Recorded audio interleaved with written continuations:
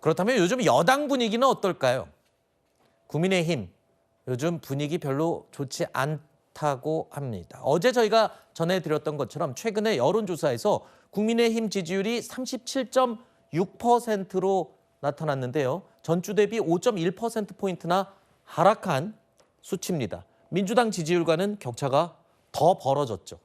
중도층에서도 국민의힘은 30.1%의 지지율을 얻었습니다. 전주 대비 5.2%포인트가 또 하락한 결과입니다. 대선 가상 양자 대결 결과를 보겠습니다. 민주당 이재명 대표가 여러 범여권 대선 주자들과 1대1로 대결했을 때 어떻게 나올 것인가.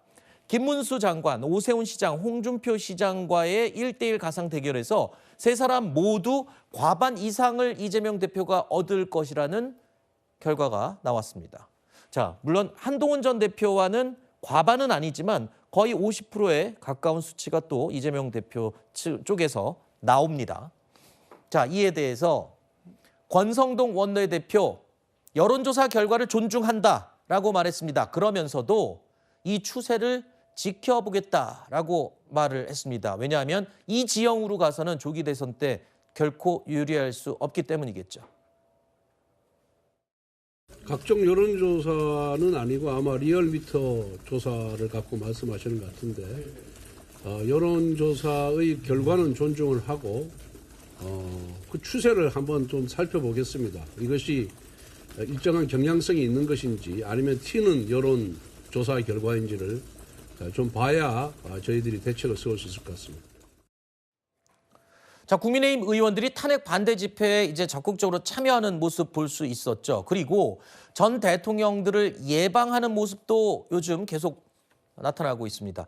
헌법재판소의 불공정성을 지적하는 이 행보, 이런 내용들이 중도층을 등돌리게 했다. 오히려 이재명 대표는 반사 이익을 얻었다라는 분석도 나오고 있거든요. 어떻게 보십니까? 그렇죠. 이번에 나온 리얼미터 조사가 월요일 날 나왔고 네. 보통 목요일에 NBS 그리고 금요일에 한국갤럽 이렇게 세 가지 여론조사를 좀 주되게 살펴보게 되는데요. 이번에 5%포인트 정도 하락한 것으로 나오는데 지금 나온 것처럼 중도에서도 저렇게 떨어진 부분들이 있는 것입니다. 네. 그렇다면 왜 중도층이 나가게 되었는가 생각했을 때 말씀하신 것처럼 최근 집회에서 연사로서 올라갔던 국민의힘 의원들이라든지 스피커들의 좀 강성의 발언들도 분명히 역할이 있었을 것이라 생각을 하고요. 그리고 정책적인 부분들도 말씀드려야 될 것 같습니다. 이재명 대표가 최근에 말하고 있는 경제적인 그 정책들, 저희 국민의힘 입장에서는 좀 받아들이기 어려운 진정성을 받아들이기 어려운 부분들이 있지만 정책에 있어서 민주당이 선점하고 있다라고 국민들께서 생각하실 거라고는 보이거든요. 그런데 국민의 입장에서는 지금 대통령이 부재한 상황이기 때문에 정책적인 부분에 대해서 대국민 발표를 하기가 실질적으로 좀 어려운 부분들이 있는 것입니다. 네. 이러한 부분에 있어서는 대통령에 대한 탄핵 결정이 어떻게 나오든지 간에 국민의 입장에서도 향후의 방향성에 대해서 제시를 할 것이기 때문에 그쯤이 되면 다시 좀 지지율이 돌아오지 않을까라고 생각하지만 네. 강성의 발언들에 대해서는 당 차원에서도 조금 더 깊이 있게 고민해야 되는 부분이 아닌가 생각합니다. 그럼 대선 주자들이라고 불리는 여당의 잠룡들도 가능하면 저런 집회에는 좀 거리를 두는 게 아직까지는 좋은 근데 그런 저는 분위기겠네요. 지금 집회가 자꾸 강성으로 말씀하시는 분들에 대해서 포커싱이 맞춰지기 네네. 때문에 그리고 민주당이 알겠습니다. 극우 모임이다라고 폄훼를 하고 있기 때문에 문제라고 생각하는데요. 그런 생각을 갖고 계신 분들도 있고 민주당에 대해서 지금 반대하시는 분들도 분명히 모여있는 부분들이 있다라고 생각합니다. 알겠습니다. 그래서 어떠한 지금 국민의 입장에서는 이재명 일극 체제에 반대되는 다양성의 스펙트럼이 네. 넓어지고 있다라고도 볼 수 있을 것 같습니다.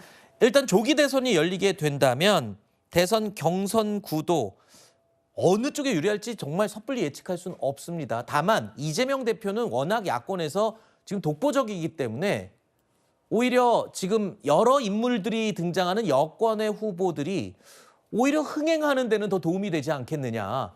이재명 대표는 너무 예측이 가능하잖아요. 근데 여권은 지금 예측이 불가하기 때문에 오히려 흥행하는 데 더 유리할 수 있겠다. 이런 얘기도 있어요. 근데 작년 국민의힘 7월에 있었던 전당대회를 떠올려 보면 네. 치열했는가? 그리고 그게 컨벤션 효과가 있었는가? 아주 네거티브가 난무하고 의자가 날아다니는 선거였죠. 그렇기 때문에 지금 한동훈 전 대표의 복귀에 대해서 친윤 측에서 지금 보이는 반응 네. 이런 것들로 봤을 때 분명 이번 아마 대통령 후보 경선에서도 만약 이루어진다면 거기서도 한동훈 전 대표를 둘러싼 그리고 친윤 세력들의 공격 이런 것들이 저는 아주 극심할 거라고 보고 있거든요. 이미 한동훈 전 대표에 대한 공격이 저희가 볼 때도 너무 극심하다 할 정도로 지금 친윤들은 거세게 하고 있습니다. 이런 것들이 과연 컨벤션 효과를 낼 수 있을까? 저는 그렇게 보지 않기 때문에 민주당도 지금은 이재명 대표가 비명계를 좀 포용하면서 포용의 행보를 보이고 있는데 이것이 경선까지 이어지게 되고 국민의힘은 계속해서 지금 한동훈 전 대표를 어떻게든 몰아내려고 하는 그 분위기가 유지가 된다면은 저는 이런 구도 자체가 뭐 민주당에 딱히 불리할 건 없다고 보고 있습니다. 네.